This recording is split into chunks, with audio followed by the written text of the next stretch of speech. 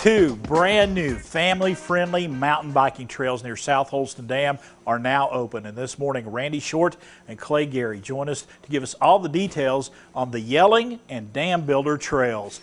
Good morning, gentlemen. How are y'all doing today? Morning. Great. How are you? Doing really well. Let's talk about this. Kind of give us a description. Two very distinct trails. Tell us about both of them. Well, these trails basically, it's been kind of a few years, about a 3-year process for these. But basically, these trails were constructed near South Holston Dam, and they're approximately 4.3 miles total length. We have two trails. As you mentioned, we have the Yelling Trail, which is 1.1 miles, and then we have the Dam Builder Trail, which is 3.2 miles. And these trails are multi-use. They're designed for mainly for biking, with bikers in mind, but also they're open to hikers, bird watchers, trail runners, anyone else that wants to use the trails also. And Clay, y'all designed these trails for family use. You want to be able to have the entire family out on these trails and enjoying it. Sure, yeah, and so philosophically, when we look at designing trails, we want to be all-inclusive. And so what we've attempted to do, and I think we've accomplished our objective, is to make these trails family friendly. Anyone can enjoy them. If it's your first day on a bike, you know, they're very user friendly, but also to actually incorporate other features that are optional. So more experienced mountain bikers can also have a good time on them as well. So if you're a mountain biker first time out, like I said, or if you've got 10, 20 years experience riding bikes, we really wanted to design them with features for everyone. And when you went into the design phase on this, you also wanted to make sure and take care of the environment there and the watershed and every erosion. All those came into play when designing this trail, correct?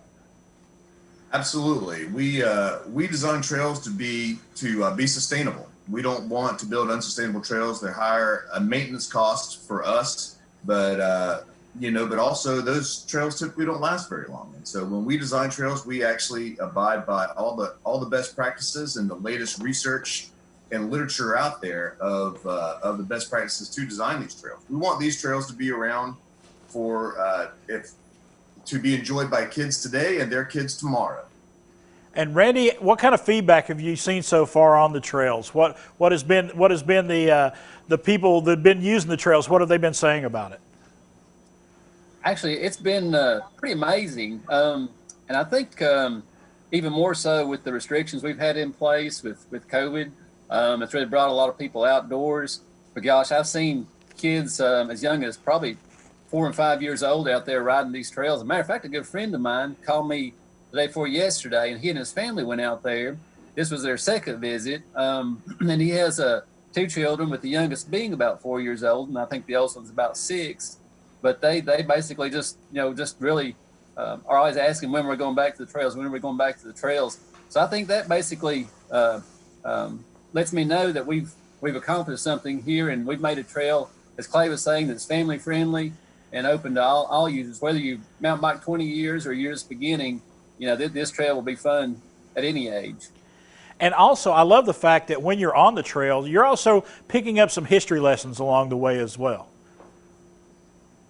That's correct. Yeah, this area has a lot of history behind it. There's the which is no longer there, but there was a Pemberton Oak located off of near Highway 421. There's actually a historical marker at that site. So if you turn off of 421 on the Pemberton Road, that's where the oak was located.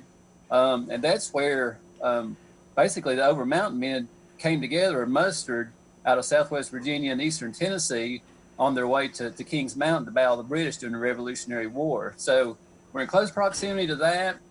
So that's where the name the Yelling Trail came from. The Over Mountain men basically got a reputation.